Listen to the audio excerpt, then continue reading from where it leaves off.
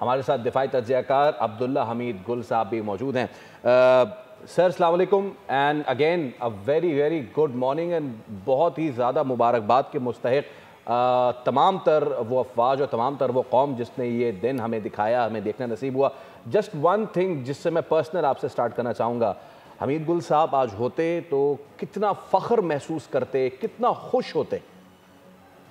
بسم اللہ الرحمن الرحیم۔ بہت بہت مبارک ہو پوری قوم کو، آپ کو، افواج پاکستان کو، بڑا عزت ہو گئی، اور عالم اسلام کو کیوں نہیں، کیونکہ عالم اسلام جس طریقے سے مشکلات کا شکار ہے، اور آپ نے دیکھا کہ ہر جگہ جو ہے ان کو تکالیف کا سامنا کرنا پڑ رہا ہے، پاکستان نے ثابت کیا ہے اپنے سے 10 گنا بڑے جو ایک دشمن ہے،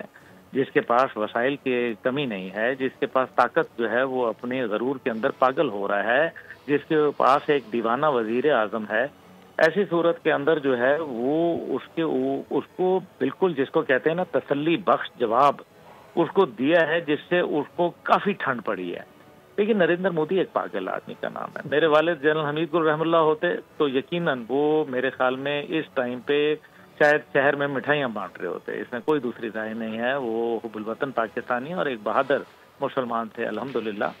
اور میں سمجھتا ہوں کہ میری بھی جو جذبات ہیں وہ اس سے کوئی دوسرے نہیں ہیں، بلکہ ہر پاکستانی کے آج ایسے ہی جذبات ہیں۔ تو لیکن نریندر مودی ایک دیوانہ ہے۔ نریندر مودی جو ہے وہ اپنے ذاتی مقاصد کو حاصل کرنے کے لیے اپنے جو ایک دیکھیں نا اس کی تنہائی ہے، اس کی زندگی کے اندر اس کے کوئی رشتہ دار، کوئی آگے پیچھے نہیں ہے، اس کی محرومیاں ہیں، وہ ایک کنفیوزڈ اور ایک کمپلیکسڈ نیچر کا انسان ہے، اور ایسے لوگوں کے لیے جو رشتے ہوتے ہیں یا کوئی ایسی چیز ہیں وہ کوئی معنی نہیں رکھتے، اور یہ چیز جو ہے یہ نریندر مودی کو مجبور کرے گی کہ اس کی جو اپنی احساس محرومیاں ہیں کہ پاکستان پہ ایک دفعہ پھر چڑھ دوڑے،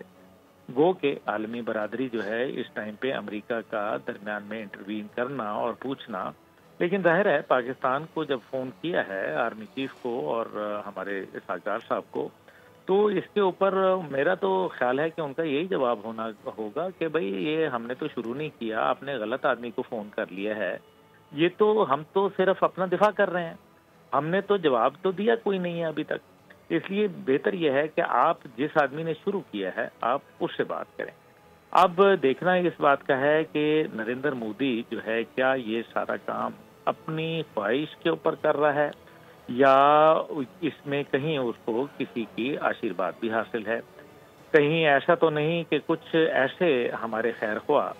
جو نریندر مودی کے بہت قریب ہیں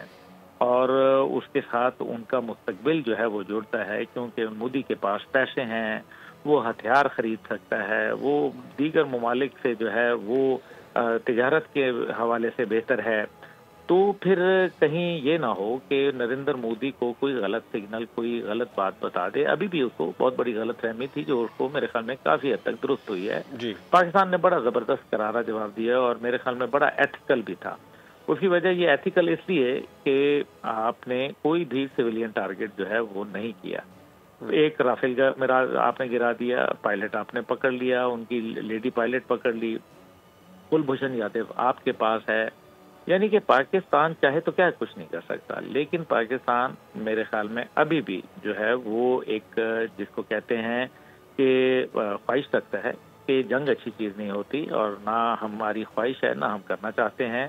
اور نہ ہم کسی کو کرنے دیں گے، یہ بھی بڑا واضح ہے، اور یہ ہم نے آج دیکھ لیا۔ جو کنفیوژن کا شکار لوگ تھے، جو طرح طرح کی باتیں کر رہے تھے، پاکستان میں بھی ابھی بھی کہنما گوئیاں عجیب و غریب سوشل میڈیا کے اوپر بیٹھے غدار کچھ جو ہے وہ واہیات اور خرافات بک رہے ہیں، لیکن آج الحمدللہ قوم پوری کٹھی ہو گئی ہے، بڑا جذبہ ہے، بڑا اس کے اندر ایک ریزسٹنس موجود ہے، اور قوموں کو شکست نہیں دی جا سکتی۔